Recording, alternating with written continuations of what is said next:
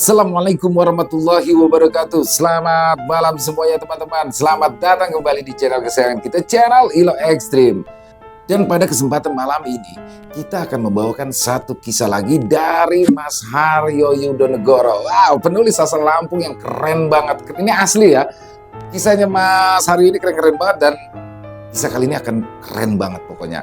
Dan sebelum kita masuk ke dalam kisahnya, kami ingin mengucapkan terima kasih kepada seluruh teman-teman yang sudah selalu setia hadir di setiap channel kami, yang sudah selalu setia mendukung channel kami. Karena kehadiran teman-teman lah, kami selalu bersemangat berkarya di setiap harinya.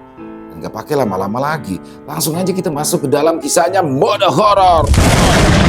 Kisah jenazah yang tertukar.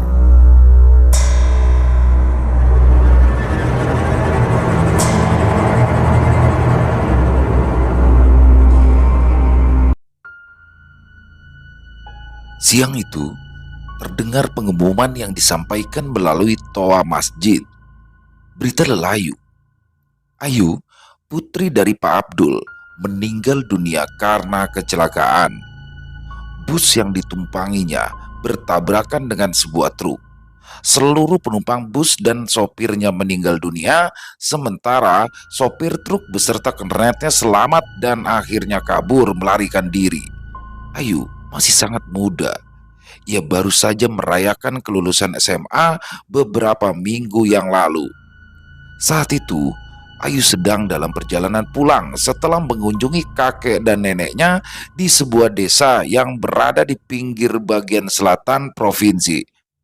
Hujan yang turun dengan sangat deras membuat pandangan sedikit terhalang. Sementara jalan yang dilalui adalah jalan pegunungan yang berkelok-kelok naik turun dengan tebing dan jurang di sisinya. Dari arah berlawanan, melaju cukup kencang sebuah truk dengan muatan singkong.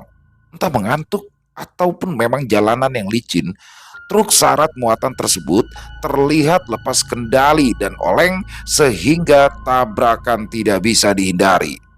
Truk menabrak sisi kanan depan bus dengan cukup keras yang segera membuat bus tersebut oleng sehingga arahnya bergeser dan tergelincir masuk ke dalam jurang yang menganga cukup dalam di sisi kiri jalan. Jalan itu adalah jalan lintas yang entah kenapa pada saat kecelakaan maut tersebut terlihat lengang dan juga sepi, sehingga baru 1 jam kemudian pertolongan datang. Ayu menderita luka parah, wajahnya hancur terbentur kaca jendela bus, pundaknya tertusuk batangan besi yang biasa digunakan untuk berpegangan sampai tembus kepalanya retak. Organ dalamnya mengalami benturan yang kuat sehingga mematahkan beberapa tulang rusuknya dan juga luka lebam di belakang kepala karena terbentur sesuatu yang entah apa itu. Setelah petugas medis dan juga pihak kepolisian tiba, seluruh jenazah segera dievakuasi dan langsung dibawa ke rumah sakit terdekat. Keluarga Ayu yang menerima kabar itu pun langsung berangkat ke rumah sakit yang memakan waktu sekitar 4 jam lamanya perjalanan dengan menggunakan mobil. Sesampainya di rumah sakit, sejenak mereka tidak percaya ketika melihat jenazah Ayu yang mengenaskan tersebut hingga sulit dikenali.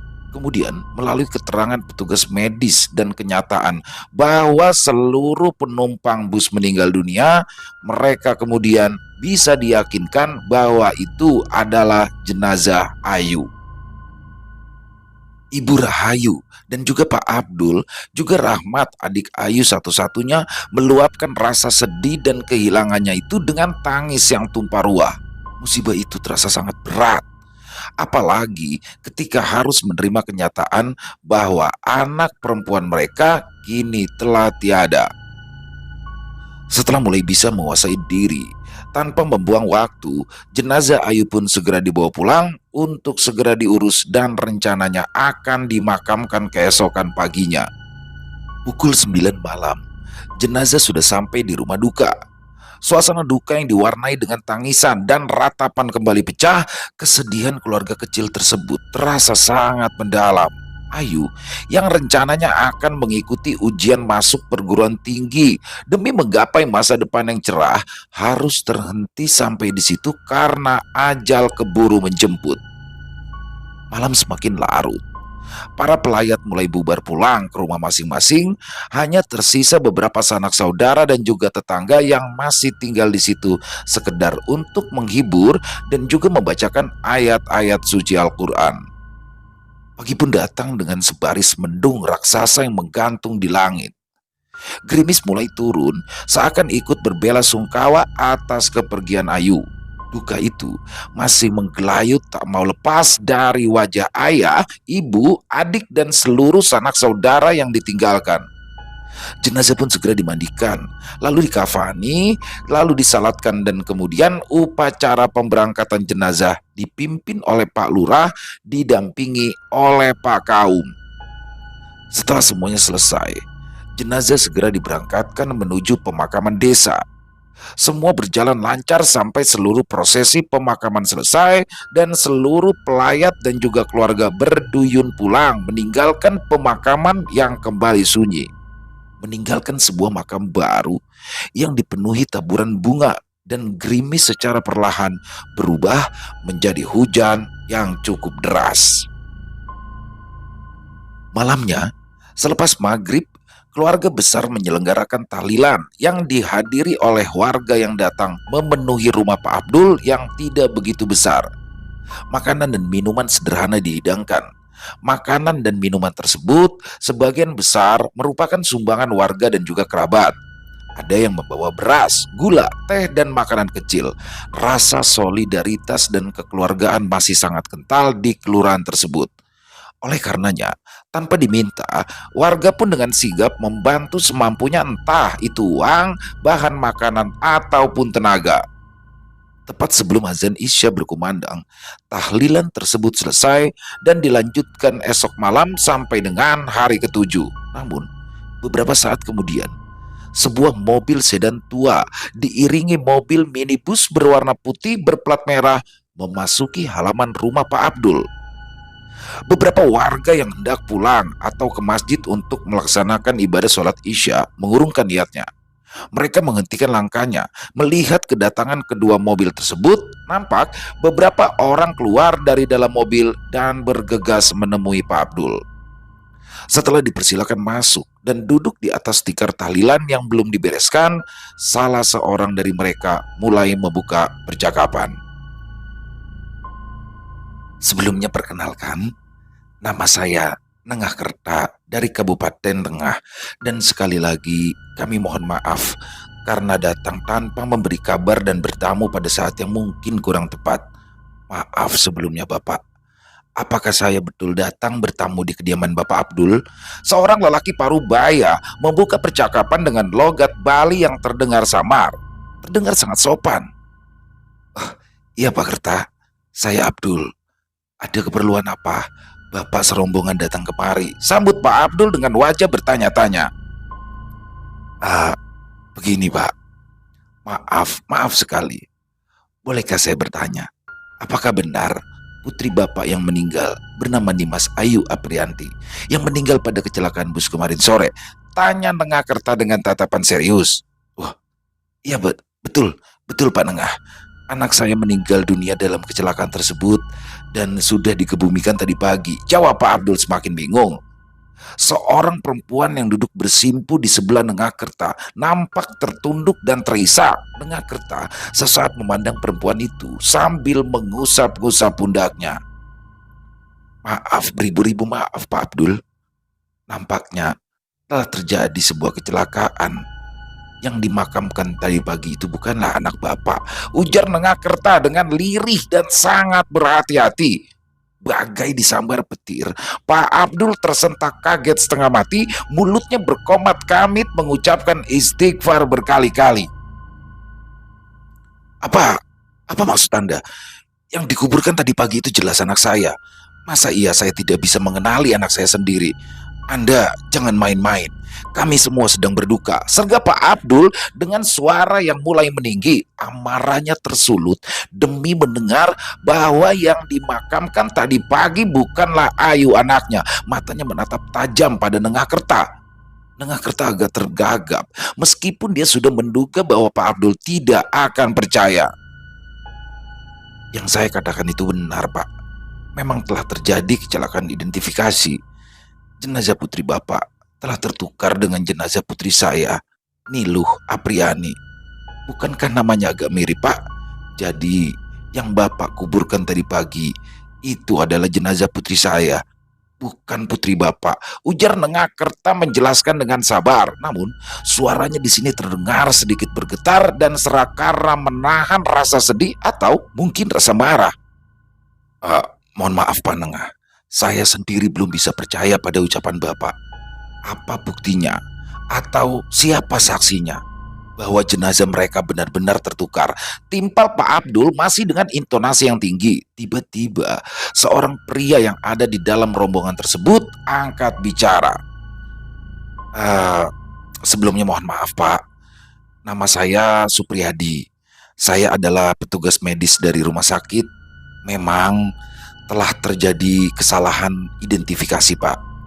Hal itu disebabkan karena banyaknya korban meninggal, keterbatasan tenaga medis dan juga kondisi jenazah yang sulit untuk diidentifikasi karena di kedua jenazah tersebut yang mana usianya, bentuk tubuhnya, dan jenis kelaminnya itu sama dan juga tidak ditemukan identitas apapun pada diri mereka. Sampai akhirnya kami menemukan dua buah tas pakaian yang mungkin milik mereka. Dan pada salah satu tas tersebutlah kami menemukan selembar kartu OSIS yang bertuliskan nama Nimas Ayu Aprianti. Dan jika dilihat dari umur serta struktur wajah dan tubuhnya, kami memutuskan bahwa salah satu jenazah ini adalah pemilik kartu OSIS tersebut. Kami harus membuat keputusan saat itu juga, Pak. Tutur Supriyadi. Petugas medis itu berhenti sebentar dan tampak menghela nafas berat. Dan ternyata keputusan kami salah. Kami sudah terlalu sembrono. Pak Nengah yang datang 1 jam setelah Bapak Abdul sekeluarga pulang mencoba memastikan bahwa jenazah yang diperkirakan adalah Ayu anaknya, dan ternyata itu bukanlah Ayu anak dari Pak Nengah, melainkan itu adalah Ayu anak dari Pak Abdul. Dan Ibu Made istri dari Pak Nengah mencoba mencari luka yang berada di paha sebelah kiri dan mereka ternyata tidak menemukannya. Bekas luka itu masih sangat jelas karena itu adalah luka jahitan yang kemudian menjadi keloid dan seperti yang kita tahu, bekas luka tersebut sangat sulit dihilangkan. Kembali di sini Supriyadi bertutur panjang. Pak Abdul terenyak sejenak. Mereka semua memang tidak memeriksa tubuh Ayu secara keseluruhan karena suasana yang cukup kacau dan juga rasa sedih yang begitu dalam sehingga mereka pun langsung saja membawa jenazah itu pulang ke rumah tanpa memeriksanya lagi. Dan itu ternyata adalah sebuah kesalahan yang cukup fatal. Suasana kembali sunyi. Bu Rahayu menangis sejadi-jadinya. Cobaan apa lagi ini ya Allah? Ratapi sambil menutupi wajahnya. Pak Abdul yang juga meneteskan air mata mencoba tegar dan menenangkan Bu Rahayu istrinya. Kemudian Pak Abdul memanggil Budi dan juga Wanto, 2 orang keponakannya yang masih duduk-duduk di luar rumah Pak Abdul sambil menguping pembicaraan itu. Bud, kamu tolong laporkan ini semua kepada Pak Lurah. Dan Wanto, kamu coba hubungi Pak Endung, juru kunci dan juga Pak Kaum. Kalian tahu permasalahannya kan? Ayo cepat. Jangan buang-buang waktu. Hari sudah malam. Perintah Pak Abdul kepada 2 remaja tersebut yang tanpa bertanya lagi segera pergi melaksanakan perintah dari Pak Abdul. Setengah jam kemudian, Budi kembali bersama Pak Lurah disusul Wanto yang membawa serta Pak Endung dan Pak Kaum. Setelah saling memperkenalkan diri pada rombongan Pak Nengah sebentar, mereka segera terlihat serius menyimak kembali penuturan dari Pak Nengah dan Supriyadi yang sangat mengagetkan itu. Jenazah harus segera ditukar sesuai dengan identitas aslinya. Semakin cepat, maka akan semakin baik, ujar Pak Kaum yang merupakan pemuka agama di kelurahan tersebut. Pak Lurah mengangguk dan Pandung yang sejak tadi agak gelisah mulai angkat bicara. "Eh, menukar jenazah itu bukanlah perkara yang mudah. Memang secara fisik dapat dilakukan dengan mudah, namun masalahnya tidaklah sesederhana itu. Jenazah harus dicarikan tempat yang baru dan tidak boleh menggunakan lubang bekas jenazah yang lain, kecuali memang jika tidak ada lagi tempat atau memang diniatkan untuk dikubur dalam satu lubang. Namun, ini adalah masalah kekeliruan identifikasi sehingga kedua jenazah itu tertukar. Apalagi keduanya itu berbeda." Belum selesai kalimat Pandung, dengan cepat Pak Lurah langsung memotong. "Sudahlah Pandung, kita lakukan saja secepatnya. Ini adalah permasalahan gawat dan darurat. Saya yakin tidak akan terjadi apa-apa. Keliru itu kan manusiawi, bukan begitu Pak Kaum?" Pak Lurah menukas pendapat Pandung yang kembali terdiam lalu menunduk. "Kita tidak perlu berpikir sejauh itu. Dalam ajaran agama kita, mengurus dan menguburkan jenazah itu wajib dan harus dilaksanakan dengan segera. Kalau memang terjadi kesalahan yang sebenarnya bukanlah kesalahan kita, insya Allah tidak akan terjadi apa-apa," ujar Pak Kaum bijak. "Jadi, rencananya kapan jenazah anak kami akan dibawa ke sini, Mas Supriyadi?" tanya Pak Abdul dengan suara parau karena menahan kesedihan dan sedikit kemarahan. "Ah, mudah-mudahan besok pagi-pagi sekali jenazah putri Pak Abdul sudah sampai di sini. Semoga tidak ada halangan di jalan," jawab Supriyadi. Semua mengangguk. Pembicaraan pun berakhir. Panengah dan istrinya beserta beberapa anggota keluarganya berjanji akan datang pagi-pagi sekali. Kemudian, Panengah dan juga rombongan kecilnya itu segera meminta diri meninggalkan rumah Pak Abdul. Pak Abdul, Pak Lurah, Pandung, dan Pak Kaum mengantarkan mereka sampai mereka menghilang masuk ke jalan besar. Pandung kembali menghela nafas berat. Semoga tidak terjadi apa-apa, ucapnya dalam hati. Wajahnya pun kembali muram, seolah seperti menanggung sebuah beban yang berat. Keesokan harinya, pada pukul 6 pagi, makam itu pun kembali digali. Warga yang sempat mendengarkan berita yang cukup menggegerkan tersebut datang berduyun-duyun guna menyaksikan penggalian makam itu. Kejadian ini menjadi perhatian karena memang sangat langka dan mungkin baru terjadi di kelurahan ini. Pandung memimpin penggalian itu dengan wajah murung. Ia sangat fokus memperhatikan setiap detailnya. Tidak boleh ada kesalahan. Jenazah harus dalam keadaan utuh dan tidak boleh cacat, terkena cangkul, ataupun skop para penggali makam. Beberapa saat kemudian, jenazah Ayu, putri dari Panengahkerta, berhasil diangkat lalu dikeluarkan dari dalam lubang makam.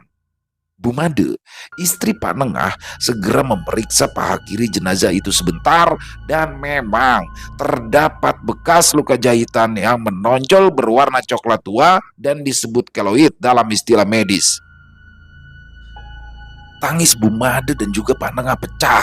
Kemudian Bu Made tersungkur pingsan. Beberapa warga segera menggotong jenazah itu lalu memasukkannya ke dalam peti jenazah dan mengangkatnya masuk ke dalam mobil yang sudah disiapkan oleh Pak Nengah. Dan setelah berpamitan, Pak Nengah beserta rombongannya segera meninggalkan komplek pemakaman tersebut. Sementara jenazah Ayu, putri dari Pak Abdul, belum juga tiba. Sebenarnya, Pandung sudah mencoba mengusulkan kembali untuk menggali lubang baru untuk jenazah Ayu, tapi beberapa orang termasuk Pak Lurah dan Pak Kaum tidak setuju karena terlalu memakan banyak waktu. Jenazah Ayu haruslah segera dimakamkan. Dengan hati maskul, Pandung lalu mengajak orang-orang yang tadi ikut menggali makam untuk merapikan kembali makam tersebut karena akan digunakan kembali untuk memakamkan jenazah Ayu. Hati Pandung di sini merasa sangat risau karena dia merasa bahwa hal itu tidak sesuai dengan tata cara pemakaman yang dia pahami. Mendung berarak pelan, menaungi langit dan sebentar kemudian diiringi bunyi petir menggelegar, hujan turun dengan derasnya, membuat warga yang tadinya memadati komplek pemakaman itu bubar tanpa dikomando. Ternyata jenazah dari Ayu baru tiba sore harinya dan waktu kala itu sudah menunjukkan pukul 3 lebih.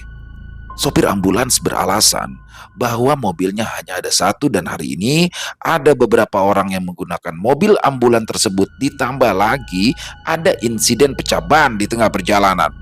Kemudian jenazah Ayu pun segera diturunkan dan diurus secepatnya. Bau formalin seketika meruap ketika jenazah itu dimandikan.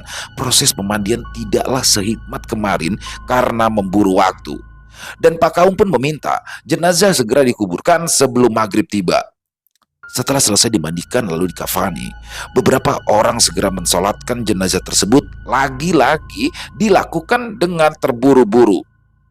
Azan maghrib berkumandang sesaat setelah warga selesai menguburkan dan mendoakan jenazah. Lalu kemudian semua orang bergegas pulang meninggalkan kompleks pemakaman. Bu Rahayu yang masih menabur-naburkan bunga dengan tangis yang sudah tidak terdengar karena mungkin sudah terlalu banyak yang menangis, segera dibimbing oleh Pak Abdul bergegas melangkah pulang meninggalkan makam putrinya tercinta. Malam harinya setelah Isya, tahlilan pun kembali digelar dan diimami langsung oleh Pak Kaum. Di tengah-tengah pembacaan surah Yasin, tiba-tiba saja sebuah gelombang angin besar bertiup menerpa ruang tamu tempat tahlilan itu berlangsung. Sejenak semuanya berhenti membaca surah itu sejenak dan menoleh ke arah pintu depan rumah Pak Abdul. Tidak ada apa-apa, hanya sekelebat terlihat sesosok tubuh seorang gadis melintas di jalan depan rumah Pak Abdul. Tidak ada yang menanggapinya serius. Mungkin anak tetangga. Begitulah kira-kira anggapan warga yang sedang tahlilan. Tahlilan kemudian dilanjutkan sampai dengan selesai. Setelah menerima besek berisi nasi dan lauk yang biasa disebut nasi berkat untuk dibawa pulang, seseorang entah itu siapa meneriakkan kalimat sholawat yang segera dijawab oleh semua yang hadir di situ. Kemudian para warga beringsut membubarkan diri setelah satu persatu menyalami Pak Abdul yang masih sedikit murung. Erwan dan Agus berjalan beriringan dengan tangan menenteng nasi berkat. Mereka asyik mengobrol dan sesekali bercanda.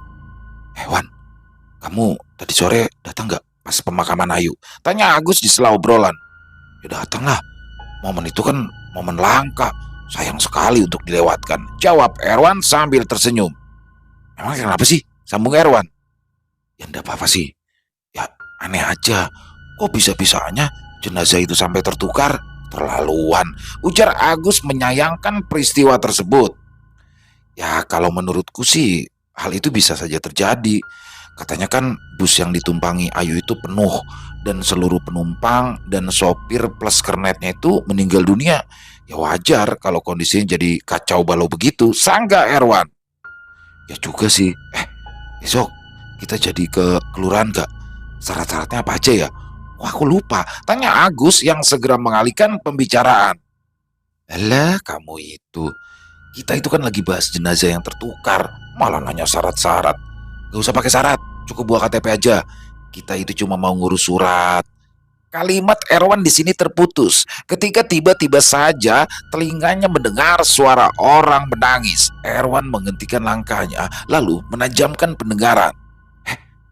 "Kau dengar itu nggak?" tanya Erwan kepada Agus yang terus berjalan seolah seperti tidak mendengarkan apa-apa. "Dengar apa sih?" Agus balas bertanya tanpa menoleh. Erwan berjalan tergesa menyusul Agus yang sudah beberapa meter ada di depannya. "Itu ada suara perempuan menangis. Siapa ya?" tanya Erwan lagi sambil mengedarkan pandangannya. Telinganya masih mendengar suara tangisan itu lamat-lamat. "Lah, aku nggak dengar apa-apa," ujar Agus ikut menajamkan pendengarannya. "Sepertinya arahnya dari sana," tunjuk Erwan pada sebuah kebun yang rimbun tidak terawat. "Malas, mau pulang aja. Kamu cek sendiri aja sana. Nanti kalau ketemu mbaknya bisa semaput aku," kila Agus semakin mempercepat langkahnya. "Mbaknya siapa?" tanya Erwan bingung. Sudah, ayo kita pulang aja.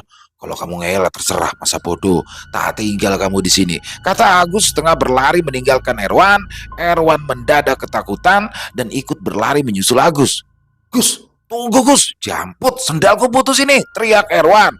Agus tidak peduli dan terus mempercepat larinya, meninggalkan Erwan yang akhirnya kembali berlari setelah membuang sandalnya sambil menyumpah-nyumpah. Lalu dari arah depannya, tiba-tiba saja melintas dengan kecepatan tinggi sebuah sepeda motor yang hampir menyerempetnya. Erwan gelagapan dan beruntung dapat menghindar. Namun tak urung dia pun jatuh terduduk di atas jalan berkerikil itu. Motor itu terus melaju tanpa memperdulikannya. Erwan berteriak memaki sekuat-kuatnya setelah tahu yang mengendarai sepeda motor dengan kecepatan tinggi itu adalah Markaban yang memang terkenal hobi kebut-kebutan. "Bajingan, laknat, bangsat kamu Markaban! Awas kalau kamu lewat lagi!" Erwan mencak-mencak dengan tangan kanannya mengepal di atas kepala seolah seperti hendak memukul. Namun ketika dia melihat sosok yang sedang membonceng di jok belakang motor itu, Erwan tercekat. Ya, sesosok tubuh berbalut kain putih lengkap dengan ikatan kain yang berada di atas kepalanya menyeringai ke arahnya. Wajahnya rusak. Noda-noda darah dan juga lumpur tampak mengotori kain yang dikenakannya. Sampai dengan sepeda motor itu menghilang di sebuah tikungan, Erwan masih berdiri membeku. Gerakannya terhenti, seolah seperti sebuah patung yang masih mengepalkan tangan kanan di atas kepala, mulutnya menganga, kakinya terangkat sebelah. Sungguh patung yang aneh. Karena tangan kirinya masih menenteng tas kresek berisikan besek nasi berkat dari rumah Pak Abdul. Tak lama kemudian, Erwan pun tersadar. Ia pun segera berlari tunggang langgang tanpa berani membuka mulutnya. Sementara itu, Markaban malah terkekeh ketika ia merasa berhasil menggoda Erwan. Ya, Markaban sama sekali tidak menyadari bahwa ia kini sedang membonceng pocong. Malam memang belum begitu larut, sehingga masih ada beberapa orang yang belum tidur dan melihat Markaban melintas dengan kecepatan tinggi dengan suara sepeda motornya yang memekakan telinga, seakan jalan di kelurahan itu adalah milik mbahnya. Biasanya orang akan menyumpahi Markaban, namun malam ini hampir semua orang yang melihat Markaban melintas sontak berteriak ketakutan karena melihat makhluk apa yang nongkrong di jok belakang Markaban. Sampai kemudian mata Markaban tanpa sengaja melirik ke arah kaca spionnya. Markaban kaget setengah mati. Karena panik, spontan handle kopling dia tarik sekuatnya yang malah mengakibatkan sepeda motornya melaju bebas menerobos semak-semak lalu masuk ke kebun orang, dan laju motor itu terhenti setelah menabrak sebatang pohon trembesi. Markaban terkapar. Meskipun tidak mengalami luka serius, tak urung Markaban pingsan ketakutan. Malam semakin larut. Pandung mencoba memejamkan mata di dalam kamarnya. Istrinya sudah mendengkur sepulang tahlilan dari rumah Pak Abdul. Perasaannya masih gundah dengan peristiwa tertukarnya jenazah Ayu yang membuatnya ikut mengambil keputusan yang tidak semestinya. Keputusan yang bertentangan dengan prinsip yang dianutnya. Pandung adalah seorang juru kunci merangkap penggali kubur yang mana pekerjaan itu diwariskan secara turun-temurun dari kakeknya yang ikut membabat hutan membuka kelurahan ini sejak zaman kolonial. Kemudian setelah kakeknya wafat, pekerjaan itu pun diwariskan kepada bapaknya dan sekarang Pandunglah sebagai penerus pekerjaan mulia itu. Pandung memiliki 7 orang anak yang semuanya laki-laki dan salah satunya akan mewarisi pekerjaan ini. Ya, pekerjaan ini bukanlah pekerjaan mudah karena selain menjaga dan merawat makam, Pandung pun juga harus bisa memakamkan jenazah dengan tata cara yang benar sesuai dengan ajaran agama dan tradisi yang selalu dipegangnya dengan teguh. Kali ini Pandung ragu karena peristiwa tertukarnya jenazah Ayu tersebut. Akhirnya, setelah lelah berpikir dan juga lelah yang mendera tubuhnya, Pandung pun terlelap.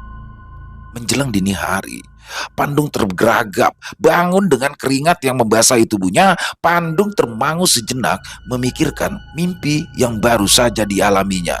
Terasa begitu nyata, sampai dia terus beristighfar dan bersolawat berkali-kali. Setelah dapat menguasai perasaan kalutnya, dengan lesu, Pandung lalu beranjak dari tempat tidurnya. Dilihat Jam yang tergantung di dinding ruang tengahnya sudah menunjukkan pukul setengah 3 dini hari. Puspa tajam, gumam Meliri. Ya, puspa tajam adalah salah satu dari 3 macam istilah yang digunakan untuk menandai waktu-waktu tertentu saat seseorang mengalami sebuah mimpi dan juga menunjukkan kualitas dari mimpi tersebut. Jika kita mendapatkan sebuah mimpi pada jam 7 sampai jam 9 malam, maka mimpi itu disebut titioni yang merupakan mimpi dengan kualitas terendah yang biasa dianggap sebagai bunga tidur. Mimpi yang berlangsung mulai dari jam 9 sampai dengan jam 12 malam disebut sebagai ganda yoni yang memiliki kualitas sedang. Maksudnya adalah mimpi tersebut tetap bisa diartikan sebagai bunga tidur atau merupakan sebuah firasat, akan tetapi masih belum begitu jelas dan sangat multitafsir. Dan puspa tajam adalah mimpi dengan kualitas terbaik yang akan berlangsung mulai dari jam 12 malam sampai menjelang subuh. Biasanya berisikan sebuah firasat atau sebuah pertanda akan terjadinya suatu peristiwa yang tergambar dengan cukup gamblang dan jelas. Dalam mimpinya, Pandung seolah sedang berada di sudut belakang rumahnya yang terdapat sebuah kebun kecil tempat dia dan istrinya bercocok tanam. Namun aneh, di tengah kebun tersebut terdapat sebuah lubang persegi 4 yang nampak seperti lubang kuburan yang terbuka, dan dari dalam lubang kuburan itu mendadak keluar api yang berkobar hebat disertai asap hitam pekat membumbung tinggi. Kemudian sesosok tubuh merangkak keluar dengan susah payah. Pakaiannya berwarna hitam hangus. Nyala api dan asap hitam sebentar-sebentar menyambar tubuh makhluk yang keadaannya sangat mengenaskan tersebut. Setelah berhasil keluar dari lubang yang masih menyala tersebut, dengan suara parau, makhluk itu bertanya, "Pade, apa salahku? Mengapa kau beri aku bekas orang lain? Aku ndak mau, Pade." Makhluk itu terbungkuk-bungkuk seolah seperti menahan rasa sakit yang amat sangat. "Pade, aku tersiksa. Di sini panas, bau. Aku ndak tahan, Pade. Aku ndak kuat. Tolong," ujar makhluk itu yang ternyata itu adalah Ayu, yang kemudian mendadak terjengkang dan kembali masuk ke dalam lubang. Api sempat membesar beberapa detik sebelum kemudian hilang tak berbekas. Pandung mencoba melangkah mendekati lubang itu, lalu melongok ke dalamnya. Jenazah Ayu nampak terbujur tenang seperti orang yang sedang tertidur. Tubuhnya bersih dan wajahnya yang manis membeku pucat. Mendadak, kelopak mata Ayu terbuka, lalu melotot, tangannya bergerak memanjang, mencekik dan menarik tubuh Pandung ke dalam lubang itu. Api kembali menyambar dan Pandung kemudian terbangun. Tatapan mata Pandung menerawang kosong. Dia seperti melamun beberapa detik dan ketika tersadar, dia segera melangkah ke sumur di belakang rumahnya. Ketika hendak mengambil wudhu dari padasan, dia terkesiap kaget. Yang keluar dari padasan itu bukanlah air, melainkan lumpur cair berwarna hitam yang sekejap kemudian menyala lalu membakar tangannya. Padasan itu meledak pecah berantakan lalu amblas ke dalam sebuah lubang menganga di bawahnya. Makhluk yang menyerupai Ayu melompat keluar dan meraih tubuh Pandung lalu membawanya masuk ke dalam lubang itu. Api segera menyembur hebat. Pak Endung kembali tergeragap bangun dengan posisi yang sama. Ya, dia mengalami mimpi di dalam mimpi. Mulutnya mengucap istighfar berkali-kali. Seluruh tubuhnya mendadak terasa sakit. Dengan meringis menahan sakit, Pak Endung mencoba beranjak dari tempat tidurnya lalu melangkah tertatih hendak keluar dari kamarnya. Namun, beberapa langkah Pak Endung terjatuh dan pingsan. Pagi itu, keadaan di kelurahan tampak biasa dan semua orang melakukan rutinitas seperti hari-hari kemarin tanpa merasa ada sesuatu yang aneh. Obrolan di warung kopi milik Mak Siti pagi ini berkisar tentang kejadian markaban yang membonceng pocong semalam. Beberapa orang yang hendak berangkat bekerja biasanya mampir ke warung itu untuk sekedar sarapan nasi uduk, lontong sayur, ketan urap, ngopi, atau minum teh hangat. Jaidin yang setelah menyeruput kopinya lalu membuka pembicaraan. Gila, ngeri betul ya semalam. Kok bisa ya Markaban itu boncengin pocong? Dapat dari mana anak setan itu? Apa jangan-jangan dia memang punya ingon-ingon pocong? Hah, yang gak mungkin lah. Markaban itu kan bukan tipe orang yang hobi dengan hal-hal yang menyangkut dunia perdemitan kayak gitu. Ya mungkin aja dia sedang apes, sangka mau hadir dengan mulut yang masih mengunyah bakwan. Ya memangnya salah apa? Kok sampai ada pocong yang iseng bonceng motor busuknya itu? Tanya Mariman yang baru saja datang dan memesan kopi kepada Mas Siti. Ya, Markaban itu kan memang suka ngebut-ngebut dan pamer suara motornya yang suaranya koyok kaleng robeng itu. Mungkin aja dia kualat. Mas Siti ikut nimbrung sambil menyodorkan segelas kopi dan sepiring gorengan pada Mariman. Dasar anak setan, kalau ngebut kayak orang setanan. Akhirnya diganggu setan. Kapok, ujar Jaidin sambil terkekeh. Tadi selepas subuhan dilanggar, si Erwan itu cerita. Katanya dia itu mendengar suara orang nangis di kebunnya Lek Supar. Wah, terus ujuk-ujuk si Markabanasu itu lewat. Nah, hampir menyerempet Erwan.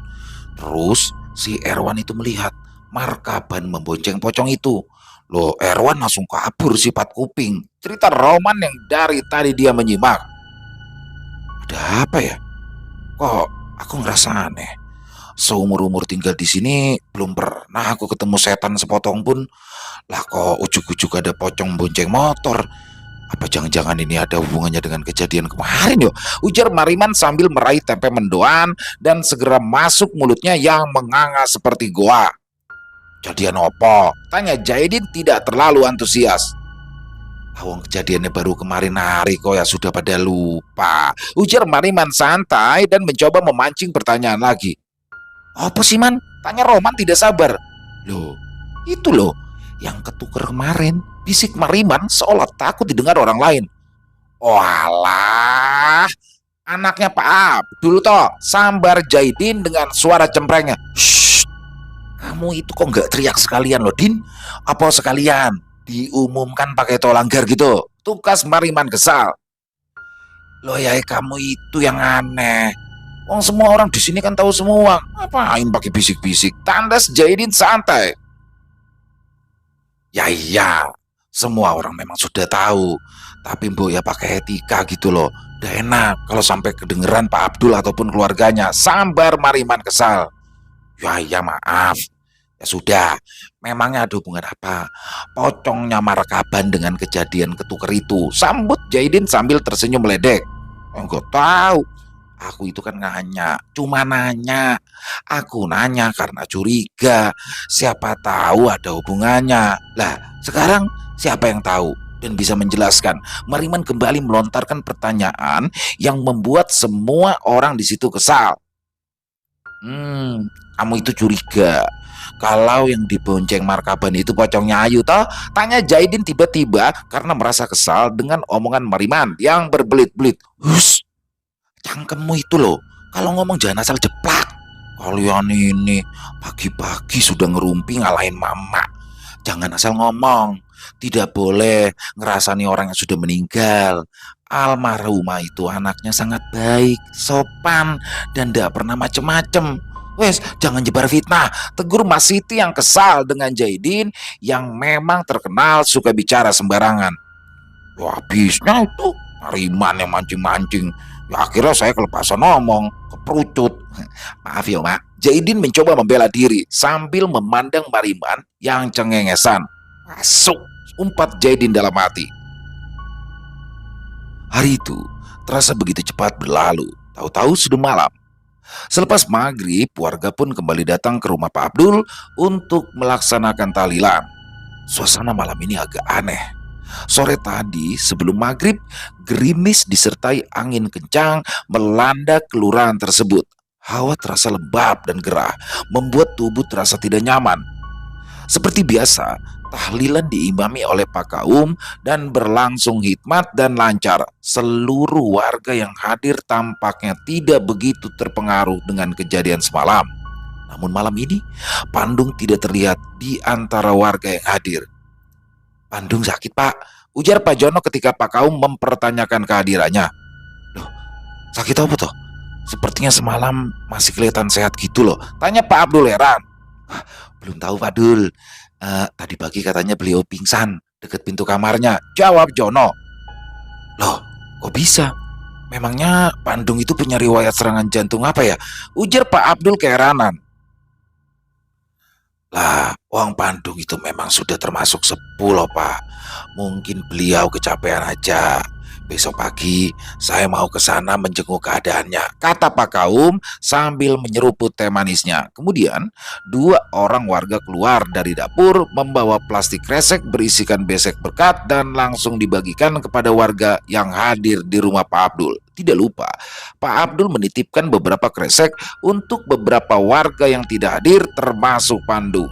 Mohadi, yang rumahnya kebetulan berada di dekat rumah Pandung, mendapatkan tugas untuk menyampaikan nasi berkat itu kepada Pandung. Sambil menyenandungkan lagu dangdut favoritnya, Mohadi pun lalu berjalan seorang diri melewati sebuah jalan yang di samping kiri dan kanannya terdapat kebun pisang dan juga kebun singkong. Mohadi tampak sangat menjiwai lagu tersebut. Irama langkahnya seperti orang yang berjoget dan bahkan sesekali dia memutar tubuhnya lalu menengadahkan tangan kanannya seperti penari India. Lebih baik aku mati di tanganmu. Suaranya sumbang dan serak, tapi Mohadi tidak peduli. Yang penting hatinya bahagia. Di sela-sela lagu yang dinyanyikan Mohadi, terdengar suara tawa cekikikan. Kayak udah tahu rasanya mati aja, Mas. Masnya beneran mau mati. Mendadak terdengar suara lembut perempuan menanggapi nyanyian dari Mohadi. Mohadi kaget. Lalu ia celingukan mencari sumber suara itu, namun tidak ada siapa-siapa di sana. Di sini loh Mas. Suara perempuan itu kembali terdengar. Mohadi menengadahkan wajahnya memandang ke arah atas. Di sebuah dahan pohon yang menjuntai di atas jalan itu, sesosok makhluk berkain putih duduk memandang Mohadi. Makhluk yang berwujud perempuan berwajah pucat dan menyeringai mengerikan. Mohadi ternganga. Langkahnya terhenti dan sekejap kemudian segera melarikan dirinya secepat mungkin. Mulutnya tidak lagi bisa bersuara meminta tolong atau sekedar berteriak. Dilihatnya rumah Pandung yang pintunya masih sedikit terbuka. Segera ia berbelok dan menerobos masuk ke dalam rumah itu. Pandung yang sedang duduk di ruang tamu kaget setengah mati melihat kedatangan Mohadi yang segera bersembunyi di balik kursinya. Pandung segera berdiri lalu ia membentak Mohadi. Hei, ngapain? Kamu masuk rumahku terus mendeprok di belakang kursiku. Dasar anak muda gak sopan. Sama orang tua kok tidak ada hormat-hormatnya. Suara Pandung terdengar serak. Ya, tampaknya dia belum begitu sehat. Ini Pak De, saya ini mau nganterin berkat dari Pak Abdul, ujar Mohadi dengan suara gemetar dan tubuh menggigil ketakutan. Lalu Mohadi berdiri dengan wajah pucat dan basah oleh keringat, lalu memberikan kresek berisikan nasi berkat itu kepada Pandung. Kamu itu kenapa? Kok kayak habis dikejar demit? Tanya Pandung yang masih merasa jengkel atas kelakuan Mohadi. Saya memang baru saja ketemu setan, Pak De, kata Mohadi setelah dapat menguasai dirinya. Nih, minum dulu. Memangnya di mana kamu itu ketemu setan?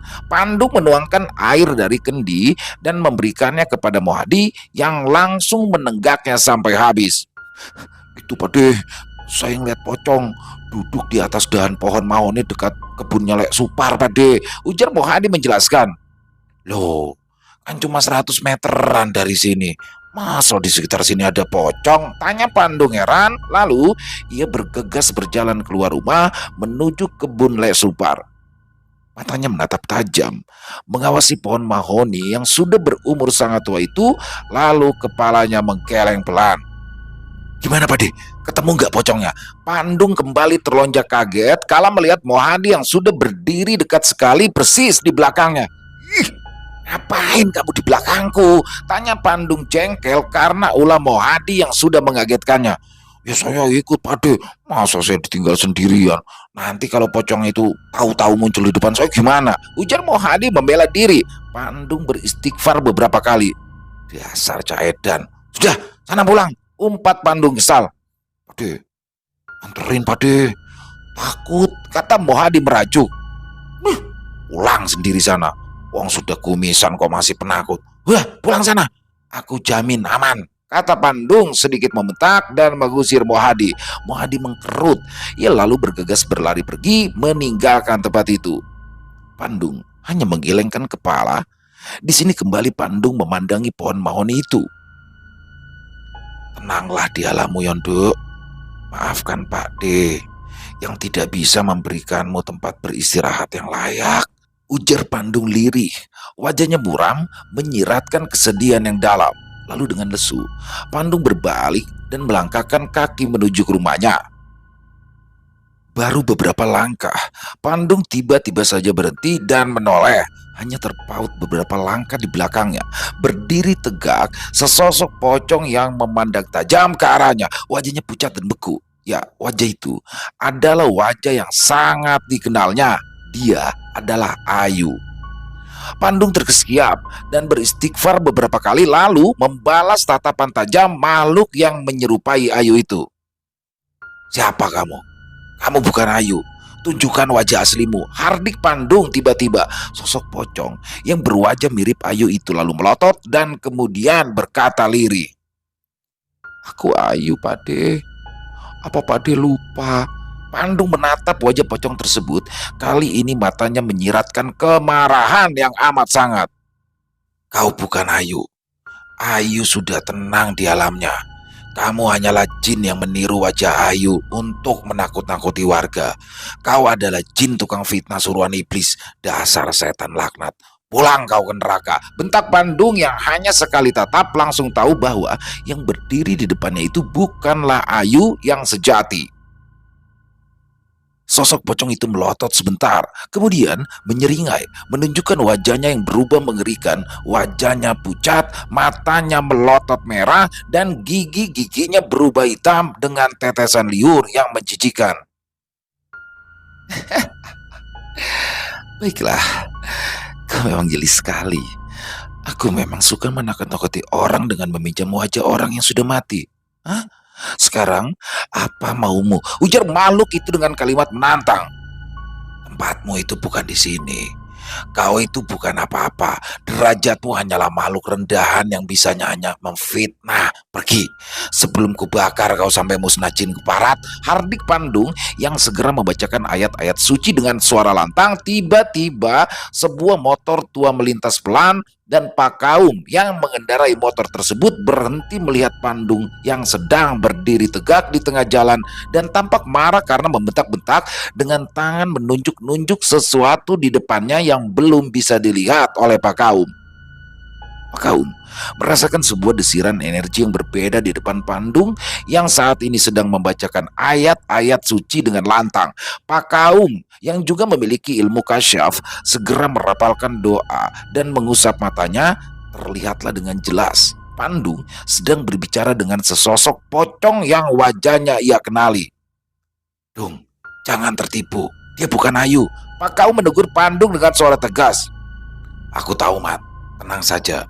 Ini hanya jin goblok yang mukanya sedang ketakutan karena kemanungsan," jawab Pandung dengan tenang. Ya, kemanungsan adalah istilah dalam bahasa Jawa yang artinya ketahuan atau terbongkar identitasnya. Istilah ini biasanya digunakan saat sesosok makhluk gaib yang terbongkar samarannya.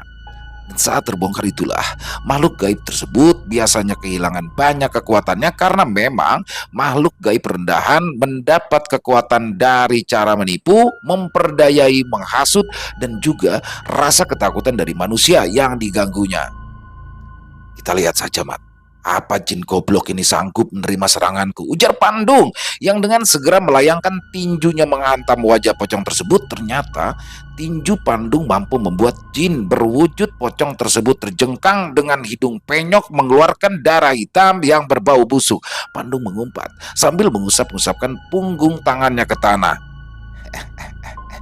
"Ternyata kau masih menguasai ilmu itu. Baik, baik. Sekarang giliranku, Yondong," ujar Pak Kaum yang kemudian mendekati sosok pocong yang tergeletak sambil mengerang kesakitan itu.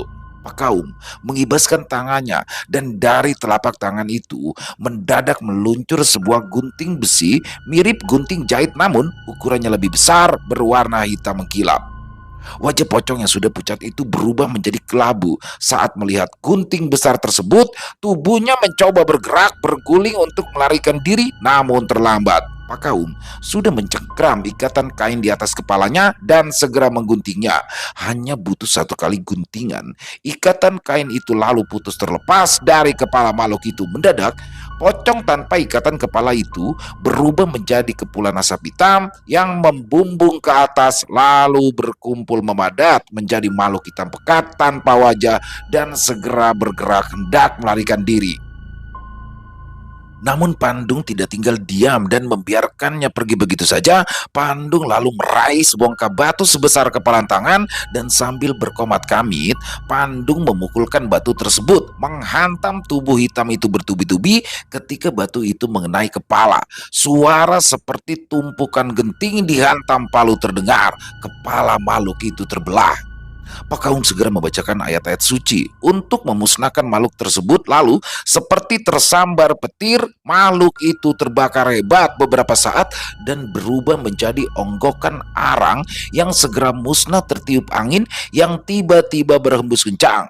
Kedua orang yang sudah lumayan sepuh tersebut berdiri dengan nafas agak terengah. Setelah berpandangan sebentar, lalu mereka saling berjabat tangan dan berpelukan. "Maafkan aku, Mat. Ternyata aku tertipu karena terbawa perasaanku sendiri. Seharusnya aku sudah menduga kalau kejadian penampakan pocong yang mengganggu warga dan juga yang hadir di mimpiku adalah hasil tipu daya jin kafir itu," ujar Pandung dengan suara lirih. Rasa sesal dan marah karena merasa ditipu mentah-mentah melanda dirinya. Pandung tertunduk muram. Pak Kaum menepuk-nepuk pundak sahabatnya sejak muda itu. "Aku mengerti, Dong. Semua itu karena rasa sayangmu kepada Ayu yang kau anggap seperti anak sendiri," jawab Pak Kaum memaklumi keadaan Pandung yang karena tidak memiliki anak perempuan. Maka rasa sayangnya pada Ayu tumpah ruah karena memang Ayu terbilang masih ponakannya. "Aku malu padamu, Mat. Juga malu dengan Abdul. Seharusnya kejadian ini bisa kucegah. Aku sangat mengenali jin goblok itu dan bisa-bisanya dia menipuku mentah-mentah," kata Pandung masih menyesali. "Jin itu yang pernah kau ajar puluhan tahun lalu ternyata masih menyimpan dendam. Untung aji kemayan yang diwariskan kakekmu belum luntur, karena aku tahu kau sudah lama sekali tidak menggunakan ajian itu. Tapi syukur atas izin Gusti Allah, ajianmu mampu membongkar wujud asli jin kafir itu," sambut Pak Kaum dengan senyum bijak. "Hah, kamu ini terlalu merendah. Kita semua tahu kau yang sudah memusnahkan jin itu. Aku hanya membuat tubuhnya menjadi nyata sehingga kita bisa hajar sampai hancur lebur," ujar Pandung sambil tersenyum simpul. Pak Kaum terkekeh. Kedua sahabat itu kemudian tertawa bersama dan kembali berpelukan hangat. Pak Kaum segera menaiki sepeda motornya dan meninggalkan tempat itu setelah membunyikan klakson satu kali. Pandung masih berdiri menatap kepergian Pak Kaum. Setelah Pak Kaum dan juga sepeda motornya menghilang di sebuah tikungan, Pandung melangkah pulang menuju rumah, lalu menutup pintu dan mematikan lampu ruang tamunya. Keesokan harinya, setelah asar, Pandung pergi ke pemakaman yang terletak tidak jauh dari rumahnya. Dia terpekur setelah beberapa saat memanjatkan doa-doa agar arwah Ayu diberikan ampunan, ketenangan, dan juga tempat yang layak di sisinya. Pandung teringat wajah Ayu kecil yang mungil dengan rambut dipotong pendek, mengenakan celana pendek dan juga singlet yang sudah dekil, sedang mencuri mangga di dekat kuburan bersama dengan teman-temannya. Wajahnya belepotan getah dan daging mangga matang yang langsung dimakan begitu saja. Ketika melihat kedatangan Pandung, teman-teman Ayu yang semuanya laki-laki itu berhamburan melarikan diri, namun Ayu tidak bergeming. Ia tetap asik menikmati mangga matang hasil curiannya tersebut. "Enak mangganya, Nduk?" tanya Pandung sambil mengelus kepala Ayu. "Enak, manis loh, Pade." Boleh minta lagi nggak, Pade?" tanya Ayu dengan wajah polosnya. Pandung tersenyum dan mulai memanjat pohon mangga itu. Ayu berteriak-teriak kegirangan sambil menunjuk-nunjuk mangga yang menurutnya besar dan matang. Dengan senang hati, Pandung memetikkan mangga tersebut dan memetik lagi sebuah dompolan mangga yang besar-besar dan ranum. Kemudian Pandung turun lalu memberikan seluruh mangga itu kepada Ayu yang langsung berjingkrak kegirangan. Pandung di sini kembali tersenyum, memandangi Ayu yang dengan singletnya menggembol dompolan mangga tersebut, kemudian berlari pulang. Beberapa langkah kemudian, Ayu berhenti. Ia lalu menengok kepada Pandung, lalu tersenyum manis dan berucap lantang, "Makasih ya, Pade." Kemudian ia berbalik dan kembali berlari menuju ke rumahnya.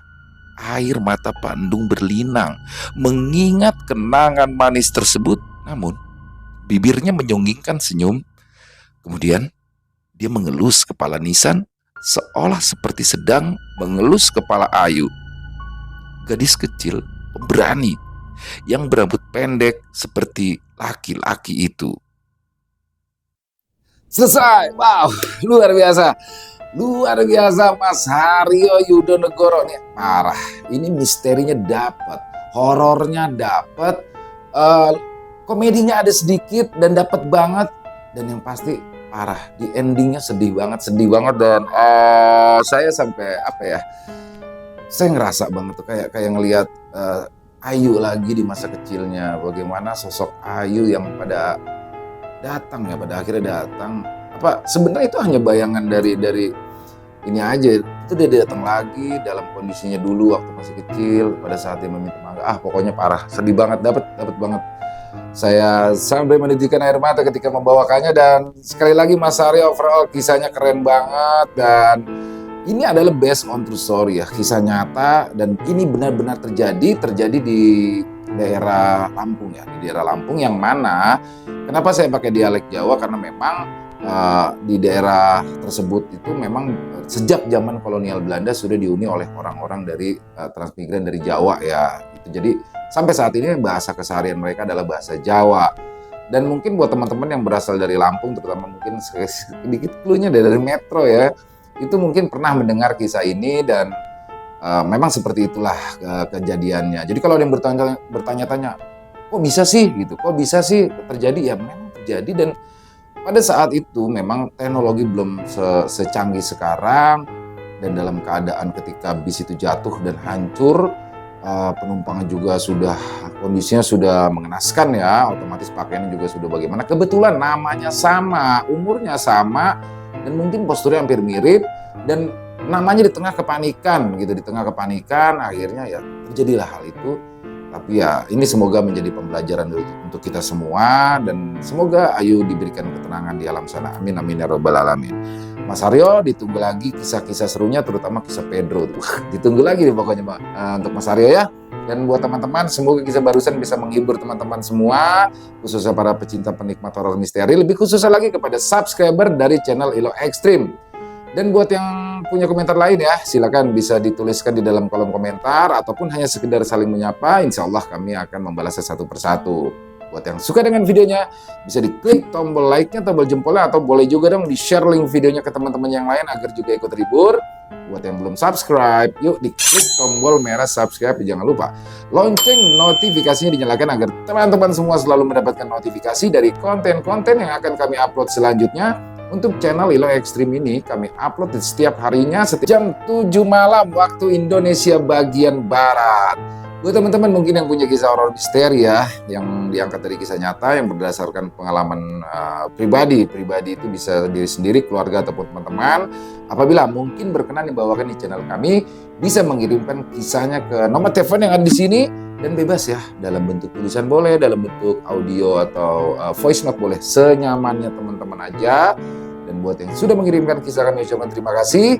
Di akhir kata, saya Ilo mengucapkan permohonan maaf apabila mungkin dalam pembawaan kisahnya barusan ada kata-kata saya yang salah, ataupun ada kata-kata saya yang kurang berkenan. Saya mohon dibukakan pintu maaf yang seluas-luasnya. Sampai berjumpa lagi di konten-konten kami selanjutnya yang pasti tidak kalah ngerinya, yang pasti tidak kalah seramnya. Masih bersama saya Ilo di channel Ilo Ekstrim. Salam sehat, sukses selalu untuk kita semua. Jangan lupa bahagia, tapi jangan pura-pura bahagia. Assalamualaikum warahmatullahi wabarakatuh.